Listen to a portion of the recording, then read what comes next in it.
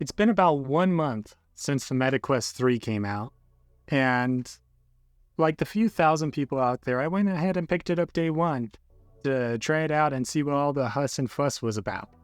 You know, coming from the Quest 2, been out for a few years, and part of the 20 million people that pretty much already had one and just kind of curious on what was next. My time with the Quest 3, I used it for a lot of work, I used it for a lot of gaming, and everything in between. With my time and experience, there's only one thing I really gotta say about it, and it's that Meta just needs to do better.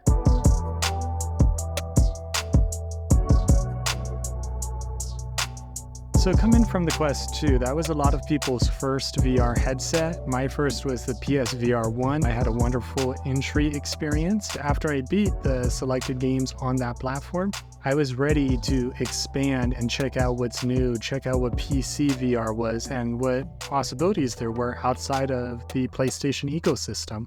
Jumping into the Quest 2, one of the first things I did was notice the huge screen upgrade. The screen was so much better, the tracking with the controllers, everything was just a wonderful, brand new experience. It was a huge step forward for me coming just from that headset. I see why there are more people who own a Quest 2 than there are people who own a Nintendo Wii U. Seeing how the Quest 2's become aging and seeing competitors like Pico and Vero come out with these different headsets, I was very interested and excited to see what the Meta Quest 3 was going to be pushing, what their main points were going to be on the innovation as one of the market leaders inside the VR industry. Because as we've seen with PlayStation, they are not trying to be leaders. PlayStation just wants to be present and right there with the curve. So the day the Quest 3 came out, I went ahead and went straight to my local Best Buy. I picked it up. I even recorded a fun little unboxing of it. I immediately used it for about 6 hours that day. I put it on, I went into different workflows, and I was checking out, seeing what multi-monitor experience was like inside of mixed reality. Since then, every time I go make my coffee in the morning, I'll put it on and I'll use a mixed reality experience with YouTube playing in the background, checking out different people. I was watching Wolf Den's latest video on touring Japan. I sometimes catch up with Red Web's latest true crime podcast, or even just watch Austin Evans and his quirkiness on whatever new tech's going on in the world.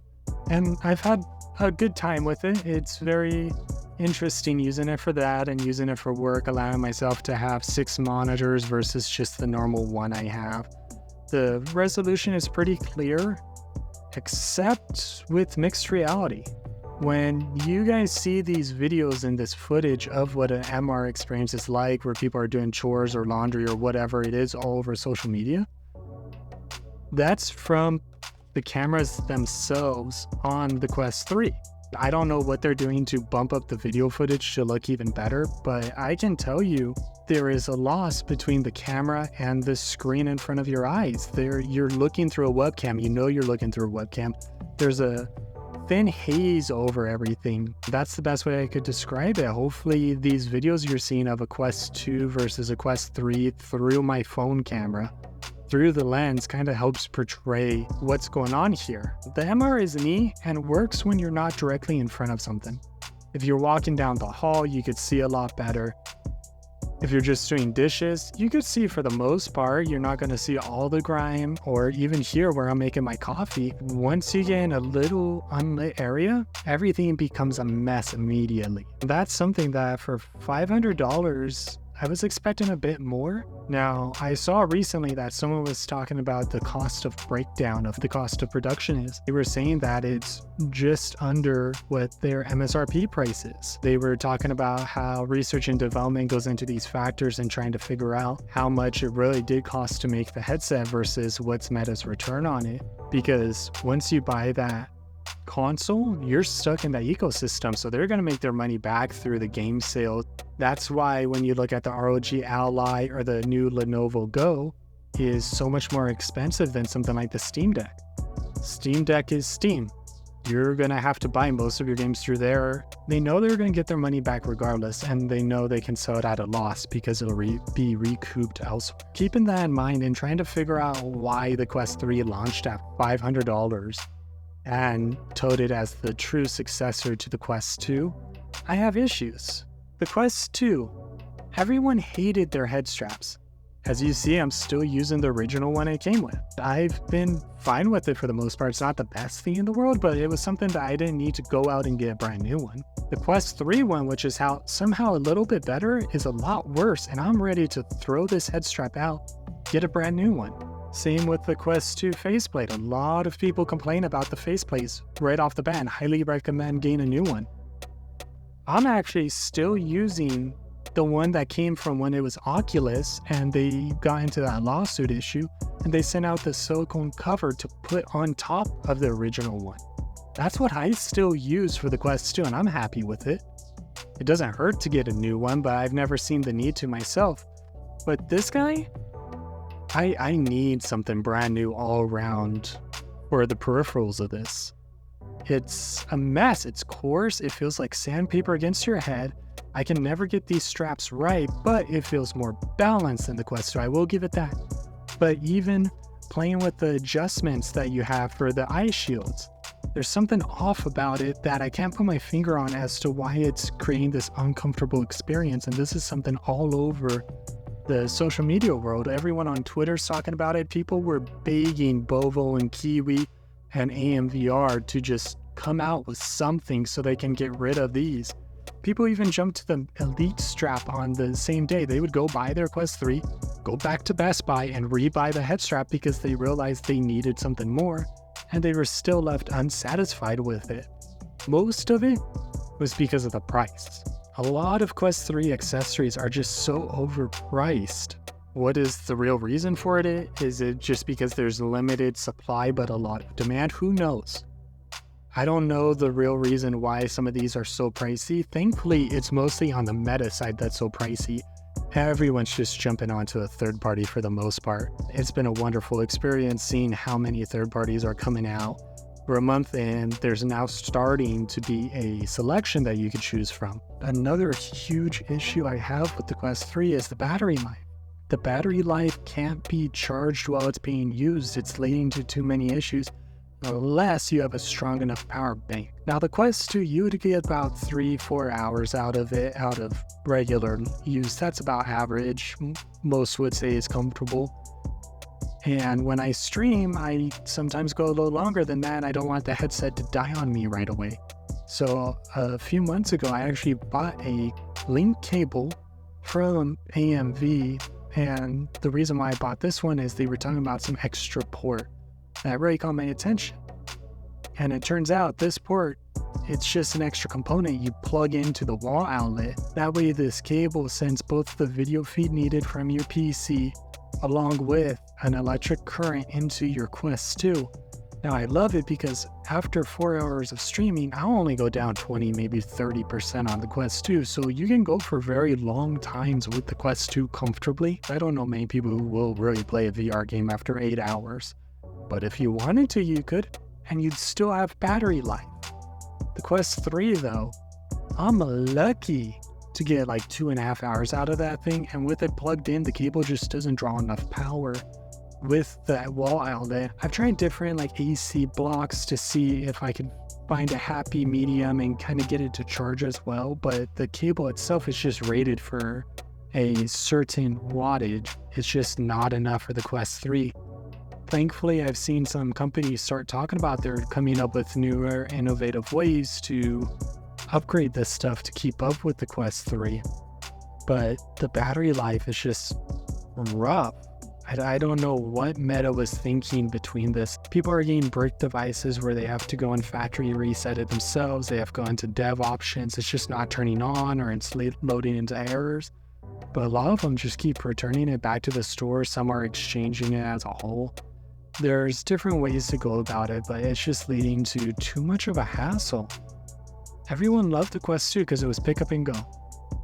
It's like the Nintendo Switch. You pick up, go, it's perfect standalone. If you want to hook up to your TV, which the Quest version would be plugging into your PC, you could.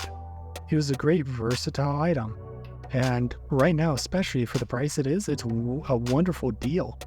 It's great for a lot of people to get into VR who are interested in it, They don't want to spend the $1,500 for a 4K Pimax or the $1,000 for the Steam or just any reason. It's like a $250 device right now, and you can try it as a standalone. You can use it with PC. You get a lot of versatility out of it that people who are interested in VR, it's a lot easier pill to swallow. One thing that I did like about the Quest 3 though, is even though the MR experience, it's neat, but it's not where it should be at $500. The actual gaming experience, I really enjoyed the bump up, the screen resolution. I feel like the field of view is a lot better. There's just something that makes it smoother. I like to stream Ghost of Tabor a lot over on my Twitch, and I have a great time playing it. I'm not the best shooter. I've known I'm not the best shooter, and I know where my limitations are. And I always thought it was just me because I do have a bad aim. I have bad eyesight. And so I thought all that always played a factor into my VR shooting. But within my first raid on Ghost of Tabor with the Quest 3, I was knocking people out left and right. I couldn't believe that I could get out of a raid with 5 kills. I was lucky if I ever got 2, and those 2 were always Phoenixes. I was getting player kills. I could actually see the other side of these hills. I could see a good portion of the map.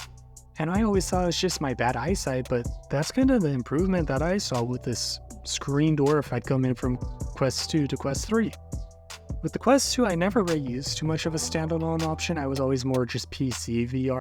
But getting the Quest 3, I really started getting into some standalone options to really start comparing and seeing what the true difference was between them. You guys have probably already seen plenty of videos comparing native 2 to native Quest 3. There is improvement. A lot of the games that were kind of put on hold and came out after the Quest 3 launch have kind of been a little more on the disappointing side of things. There's a few catches, a lot of great games that just need a little extra time to cook. Things like that are expected sometimes. But I feel like Meta should have thought ahead of this, thought ahead of providing some sort of launch title that really was a true tech demo showcase of the Quest 3 to allow people to really justify it. Right now, I can't really say the $500 bump to this guy is truly fully worth it. There's a lot of pros and a lot of cons to the Quest 3. The Quest 2 is perfectly fine. For them to come out with the Quest 3, it's nice because the Quest 2 gets cheap. It's interesting because it's got some very big parallels to the Quest Pro, but not many people want to drop $1,000 on a Quest Pro.